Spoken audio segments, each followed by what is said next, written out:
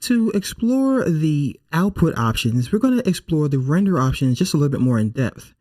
Now, as you saw here, because this first comp was already completed, we don't really have access to changing the settings. It's already done. But when you guys are about to render, yours is going to say needs output. And when you twirl it open, you'll be able to click on things.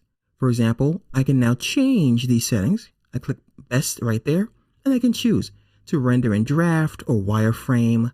I can change my resolution. Okay. I can also try to match things. For example, if my resolution in this comp is at, one of these settings here, quarter, for example, that's exactly what you're going to get when you choose it from this list.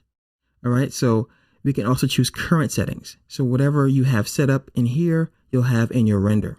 So I'll go ahead and just put that on best.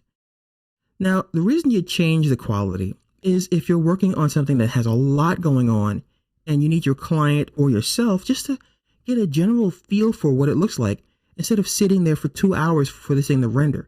So you might want to put it on draft and you'll get a faster render and you can see what's happening. You can look for timing mistakes and that kind of stuff.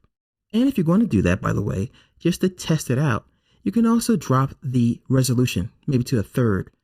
Once again, this will speed up the render drastically.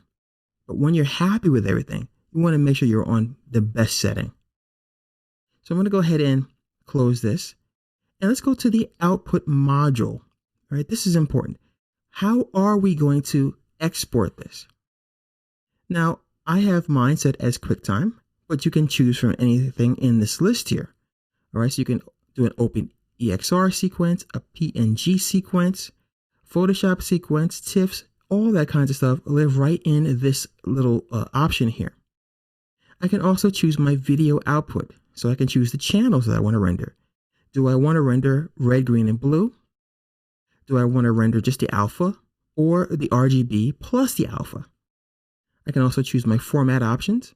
So I can change my codec. Now a codec is simply how compressed the file is and the type of compression. As you can see here, the list is pretty extensive. I mean, really, really extensive. Now, back in the day, I used to always use Sorensen Video 3, but sometimes I use the MPEG 4 if I'm going to go to like the iPad or something like that. There's a lot in here, as you can see, quite a bit. So you have to do a little research on these guys to find out exactly the format you need.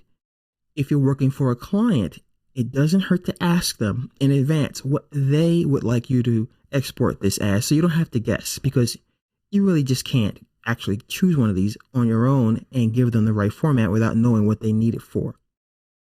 I can also use the slider here to change the quality of the video and my keyframe settings. So, ask your client how many keyframes they want and also how many frames they want. So I'm going to go ahead and cancel this. And I can also choose to resize my video as well. So I can lock the aspect ratio, or I can just manually scrub this to change the aspect ratio myself. I can change the quality of this resize, by the way, as well. So I can get a high quality resize or a low. And if I want to crop things, I can choose that region of interest that we talked about elsewhere in the course. So I can click here and it will crop the video output to that region of interest. If you remember, we talked about that on the rhinoceros, where we're able to focus on just his head. So we would be able to crop to that area. And we can change our audio output. This is the quality of the audio. As you can see here, we have CD quality and up and low quality. We can change the bit depth and we can go from stereo to mono. I can choose my format options here. Once again, we have codecs.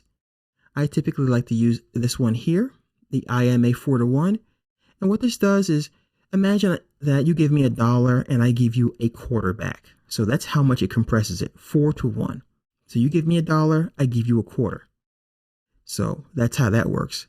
All right, so that is a look at how we can choose those settings. Now, once we've done all that, we still have to tell After Effects where to save this file. And that's what the output to does. We can click here and we can choose a place on our hard drive. We can go to our desktop, for example. We can name the comp and we can look at the file format that we have here, which is QuickTime. Once you do that, you can then click this button right here in the upper right of the render queue, and it will then render your video. And then once it's done, check the place that you specified on your hard drive, and then you will have yourself a finished video of your comp.